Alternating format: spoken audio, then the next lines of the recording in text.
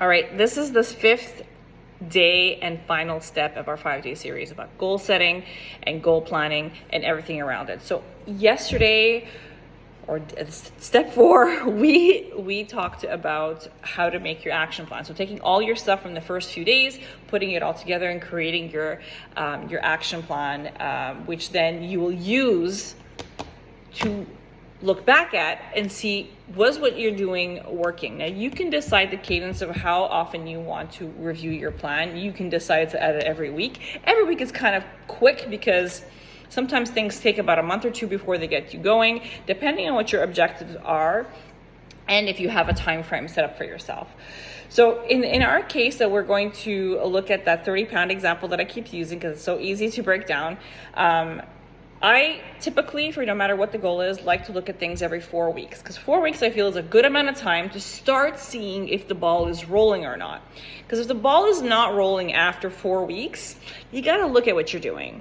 So in all of this, now if you did the day 4, you know that you've written things down, you know the days that you've done your workouts. If we're using the 30-pound example, the days that you were meal planning, if you followed your meal plan and this is what you did.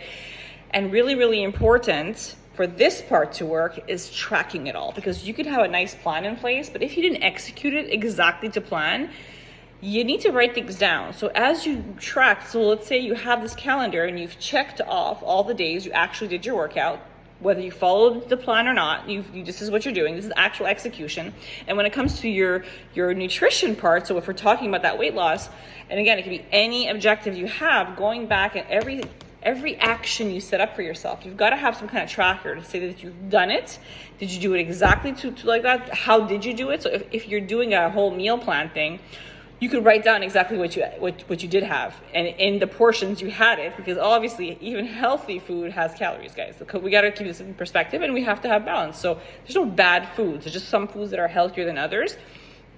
But that's something, at the end of the day that you could plug into your plan. But we want to see if this is working. So you got your plan, you've got your execution noted, tracked, written down. Now you can get onto evaluating, am I where I wanted to be at this stage of the game? So after 4 weeks, after 8 weeks, after 12 weeks, am I where I want to be? So I had set up for myself, let's say after the first month, that I wanted to be down 8 pounds in my 30-pound weight loss, as an example. And I have 8 pounds. And I get there, maybe I lost 10, maybe I lost 2, maybe I gained some, as an example. Well, that's going to make you look at what you actually executed versus your plan and think to yourself, okay, was my execution off? That's the first thing. So you see what you tracked, and you know when you followed your plan or you didn't. No matter what I'm talking about nutrition and exercise, it could be on any action you set for yourself to get to any goal. And you have to look, because your plan is typically pretty good, and most plans work, but they got to look at your execution. It's usually there and establishing. So the plan is one thing. All right, I had a hard time with my dinners, and I splurged in my dinners in terms of what I ate a couple times a week, every single week.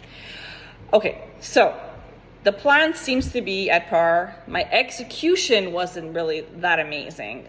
So that's when you have to look at, okay, so now I know I have another obstacle that I have to find a solution for. So the next 4 weeks, I can adjust, tweak, and set myself up for success. So let's say you're doing a macro, you look at your plan, whatever it is, and you evaluate. So maybe in your plan, something needs to be tweaked so that you can set yourself up for success, knowing that dinners are the problematic time in the day for you. You adjust your plan, you tweak it so that you can set yourself up for success, because even if the execution is off and the plan is good, maybe the plan needs to be tweaked to fit a little bit more what you specifically are working on.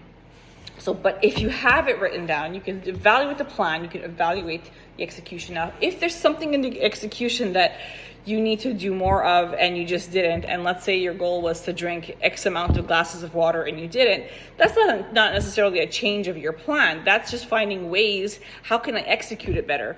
Maybe it's drinking a glass of water after every single or before every single meal. And so you ensure you get at least a minimum amount, so it helps facilitate getting in the rest of it. So kind of finding, well, how else can I execute this plan of getting in I don't know, like let's say 8 glasses of water a day. Well, if you're eating 4 meals a day, for example, with snacks, you could chug literally water, and you already drank a glass of water every meal, and that's 4 glasses right there. So you just have to worry about the last 4 glasses. So that's how I mean by tweaking. And your plan doesn't always need to be tweaked, and you just need to tweak your execution. Sometimes the plan needs to be tweaked to cater a little bit more to where your problem areas are. But either way, looking at what the result is after that 4-week mark, for example, you can go back and tweak where it's needed. If you write nothing down, it's very difficult to know what worked and what didn't, and where the issues were. In this case, I was using the example that your workouts are on target. You worked out exactly how you were to work out. Great. That's not where the issue is. If let's say you didn't lose what you wanted to lose, you go back to your nutrition and you'll find where it is. Or maybe it's because of the sleep. So writing things down, whatever it is, you can really go back and see where it is that you see those opportunities of why it didn't work. And this is what you really have to be true to yourself. This doesn't affect anybody else. It doesn't impact anybody else. Nobody sees this. This is just you. So it's about getting real with yourself continuously through this process if you're going to see the progress you want to see. So tracking, and then at a cadence, evaluating where you're at. That's why it's really important to have this all written down somewhere so you can go back, because I don't even remember what I ate yesterday for breakfast. Like I'm not gonna remember what I ate 4 weeks ago for lunch that week every day. Like it just, you don't want to have to do that. And there's no notion to like go back and see. There's no way of quantifying that if you just don't write anything down. Like you're going by memory, and it's subjective. Like you can assume you're doing things right, and when you actually write it down, you realize how much you are doing right or you're not doing so right. So if you're having a really good day of goal attaining, after the 4 weeks you see that you've achieved what you wanted to achieve, you could go and repeat pretty much what you're doing, or tweak it if you felt like, okay, well, I achieved this, I can push the limits and add this part or add this action or add this. Especially when you're changing your habits slowly, you can add things to it as you've gained momentum and started getting closer to your goal and realizing, well, this is working.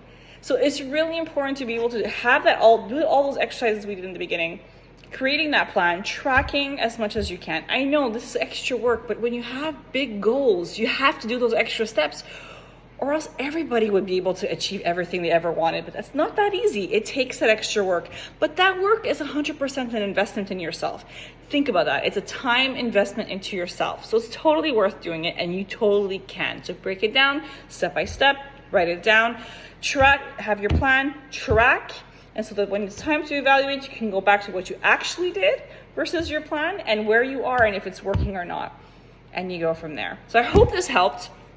Send some comments my way. I will definitely think of other options and other topics you want to cover. I know a lot of questions come up about fitness, so I will be covering a lot of subjects around that in the next couple of weeks. So stay tuned for that. I will definitely keep everybody posted in my different socials when things will be up.